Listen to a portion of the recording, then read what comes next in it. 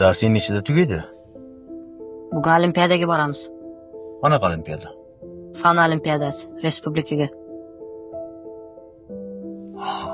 Respublika bosqichiga chiqdingmi? Zo'r-ku. Qaysi fan?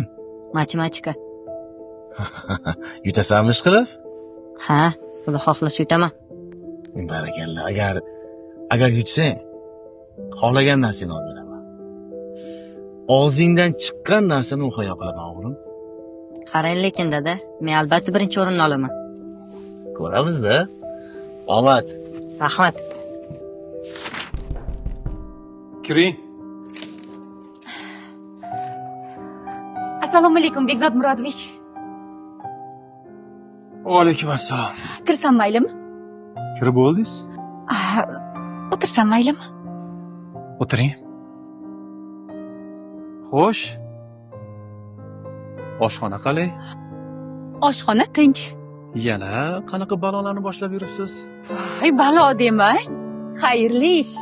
Bekzod Murodovich. Pulli ish. Pul? Konsertchilardan, teatrchilardan tanishlarim bor.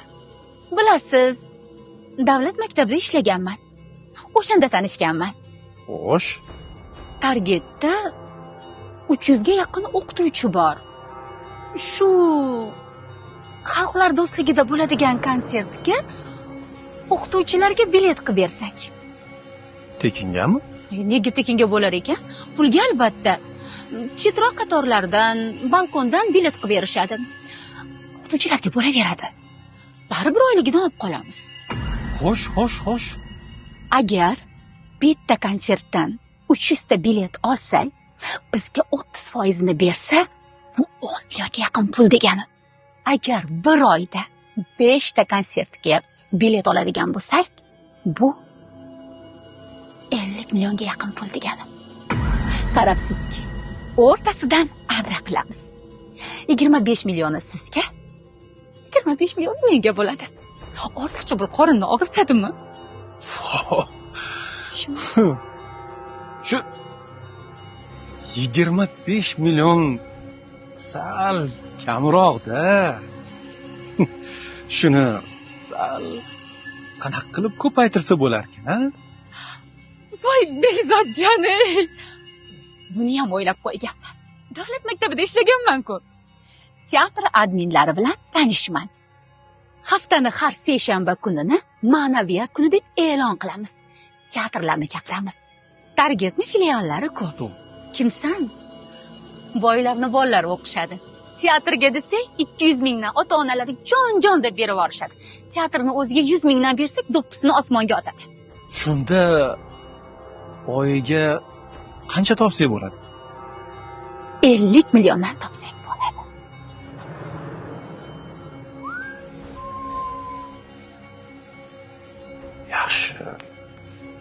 Yaxshi. Unda keling bundoq qilamiz. Siz bizdan qancha oylik olasiz? 4 million 800 ming. Boshlanishiga sizni oyligingizga qancha bilet bersa olsak-da, ma'lum bir o'qituvchilarga tarqatsak. Masalan, fevral oyida tug'ilgan kunini nishonlayotgan o'qituvchilarga. Tushunmadim. Nimaga meni oyligimga bilet olish kerak ekan? Nega hamma o'qituvchilarning oyligidan majbur yopib qolishim kerak? Konsertga tushgisi kelmasa hammi? Bir tiyinga qimmat. Qayerdagi qolgan fonogramma konsertlarini nimaga o'qituvchilarga tiqishtirishadi?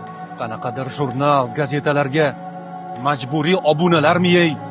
Ba'zi maktablarda sinfxonalar o'qituvchilarning maoshiga ta'mirlanyapti. Shunchasi yetmagandek, endi qanaqadir sertifikatlar o'ylab topdik. Shu sertifikat bo'lsa, oyligi oshadi. Xo'sh, endi shu sertifikatni o'qib olyaptimi? Yo'q. Sertifikat sotilyapti. O'qituvchini ham sal maoshi oshib, ko'ksiga shamol tegsa maylimi? O'qituvchini ham muzlatkichi to'la tursa maylimi? O'qituvchiga elektromobil minsa maylimi? O'qituvchi ijarada emas, o'zini uyida yashasa maylimi? Keyin anavi teatrlarni, arzon tomoshalarini bizni maktabga tiqishtirmang. Butun dunyo bolalari 7 ta filmlar ko'rayotgan paytda bizni o'quvchilar Baraqvoy bilan Qizil shapkacha ko'rmaydi. O'zbek bolalari uchun hech qanday zamonaviy film ham, hech qanday spektakl ham yo'q. Ismingiz nima edi? Ma'rifat. Afsus. Faqat ismingiz Ma'rifat ekan xolos.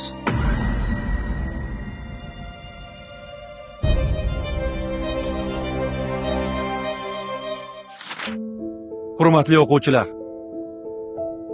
bilasizlarmi sizlar qanday baxtlisizlar? Dunyodagi millionlab, balki milliardlab bolalarga nasib qilmagan sifatli ta'lim olish baxtiga muyassar bo'lyapsizlar. Bu uchun Yaratganga shukrlar aytishingiz lozim. Va albatta, ota-onangizga bunday imkoniyatni yaratib berayotganlari uchun rahmatlar aytishingiz kerak.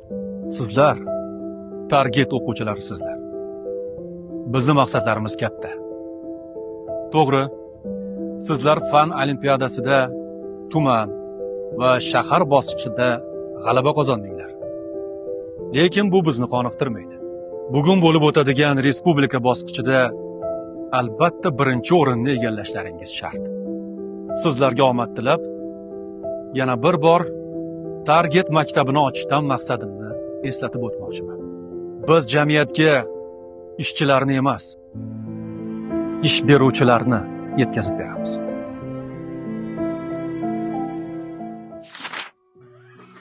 O'zi bizani sulola ilmlilar sulolasi. Otam rahmatli mana tekstilda ustasi bo'lganlar. Mana bilasizlar, biznesda ustasiman. Amaklarimiz ham hammasi olimlar bo'lganda. Endi o'g'lim Sardorga keladigan bo'lsak, sehrli. Shuning uchun fizikadan respublika olimpiadasida birinchi o'rinni oldi, qarang. Asadilla aka, matematikadan. Matematika bo'lsa matematikada. Bugungi o'tirishimiz mana shu Sardorni birinchi o'rinni olganligi munosabati bilan. Men o'g'limga agar birinchi o'rinni olsang, xohlagan narsani olib beraman deb va'da qilganman. Endi hozir sizlarni guvohligingizda o'sha va'damni bajarsam. Sardor toy. Keling, kechamizni qahramonida endi. Va alaykum assalom. O'g'lim, o'sha va'da. Nima xohlaysan? Nima olib beray? Mashina. Shu xolosmi? Hop, 15 ta mashina bor-ku. Qanaqasidan? BYD. BYD? BYD deydilar. Bo'ldi. Va'da. Lekin mashina minishga senga sal vaqtliroq. Ma, ola qol. Dada, hozir. Bolani o'qigani yaxshi-da, Bezodjon. Esingizdami?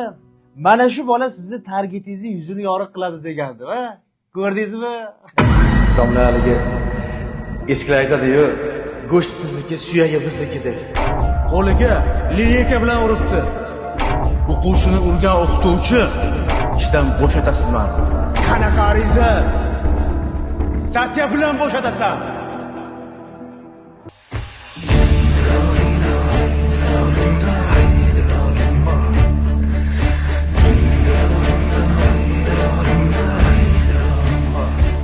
Bezodjon, bu nima qilyapti? Asadilla aka, Sardorni olimpiadaga shu ustoz tayyorladi. Qanaqasiga bu? Ha. Sizni sharofatingiz bilan Sardorni olimpiadaga shu ustoz oshxonada tayyorladi. Sardor?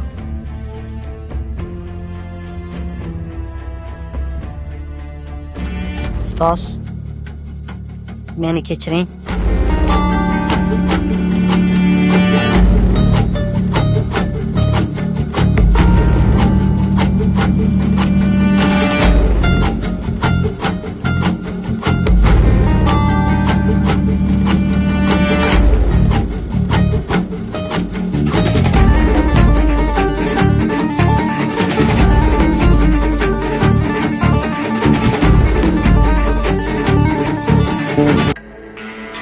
Dada, bu mashina rostdan menga? Albatta o'g'lim. Men buni ustozimga sovg'a qilaman.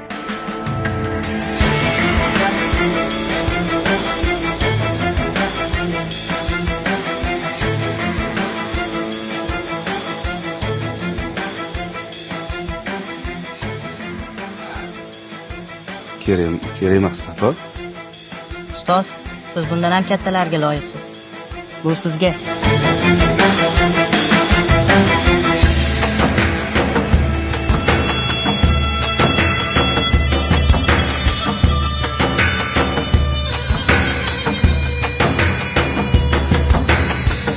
Ustoz.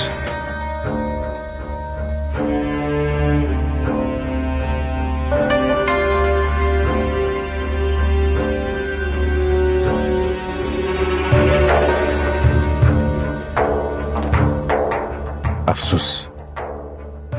Sizga o'xshagan insonlar kam. Menga o'xshagan insonlar esa ko'p.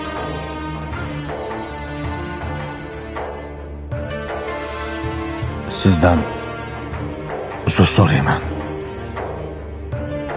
Menga o'xshagan ustozni xo'rlaydiganlar nomidan uzr so'rayman. Buxorolikmisiz? Ha. Toshkentda uy-joy qildingizmi? Endi, xudo xohlasa. Xudo xohladi-yu.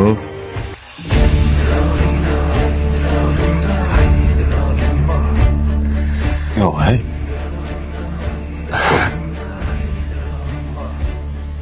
Mashina berdinglar. Mashina o'g'limni sovg'asi edi. Mani sovg'am alohida.